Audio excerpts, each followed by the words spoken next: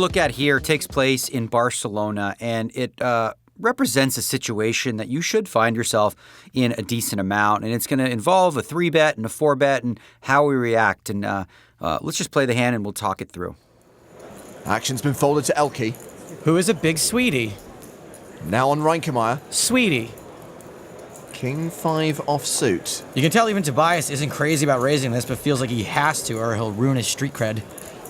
He does raise, and then raised to 6,000. Ace 10 for Daniel. Daniel could very well 3-bet here. I think in position he just flats, but in this spot he'd probably rather get some folds than play too many pots out of position.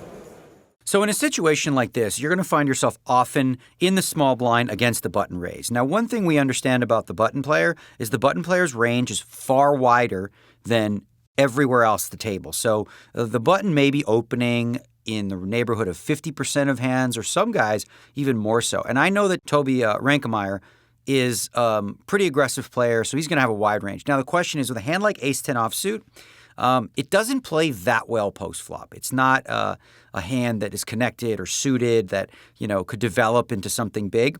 It is one of those hands where I'm definitely way ahead of Reinkemeyer's range. And the question is, not whether I'm going to fold it, but am I going to just call here or take initiative in the hand? And I decide, especially with my image against Reinkemeyer, that it makes sense for me to go ahead and take the initiative. So I decide here to 3-bet it to 18,000.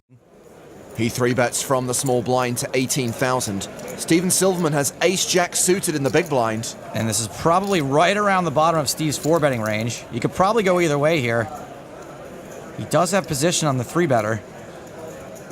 That is a 4-bet to 45K. Reinkemeyer's out. So interesting decision here from Silverman, as you can see. So he is paying attention to what's developed here. Where the raises come from, what position, has a huge impact on how you'd play a hand. So, for example, if in this situation, Reinkemeyer raised under the gun and I'd re-raised, Silverman's going to fold this hand. He's not even going to consider calling with a hand as strong as ace-jack suited. But because the raise came from the button, we know that's a wide range. Then factor in my 3-bet. Well, my 3-bet doesn't have to be that strong either, because it's very clear that I could be taking advantage of a loose open from the button. So now Silverman can widen the range of hands that we have in the spot so that ace-jack suited actually plays pretty well against it. Again, same situation. Imagine under the gun and under the gun +1. Ace-jack suited doesn't play well against those two raising ranges because they're going to be a lot more conservative and you're just going to have a much stronger hand on average. Steve could just be getting out of line here sometimes and looking for a good spot, but Daniel's still out of position, and now this pot's even bigger.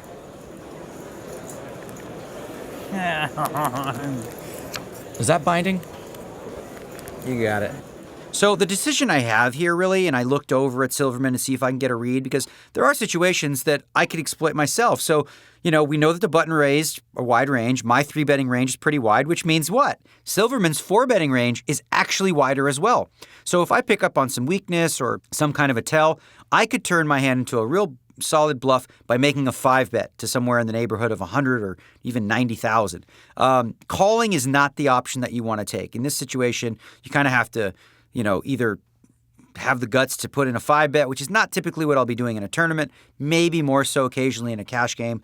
But in this case, every one of the players essentially played the hand correctly. So the lesson here really is also that I want you to take away is once you've put a plan together to make a 3-bet and it was the right decision, you don't have to continue once you've gotten some resistance from another player. So with Silverman jumping in and 4-betting it, yeah, sure, maybe he's bluffing sometimes, but I don't have the kind of hand that's strong enough in my range that dictates I should continue.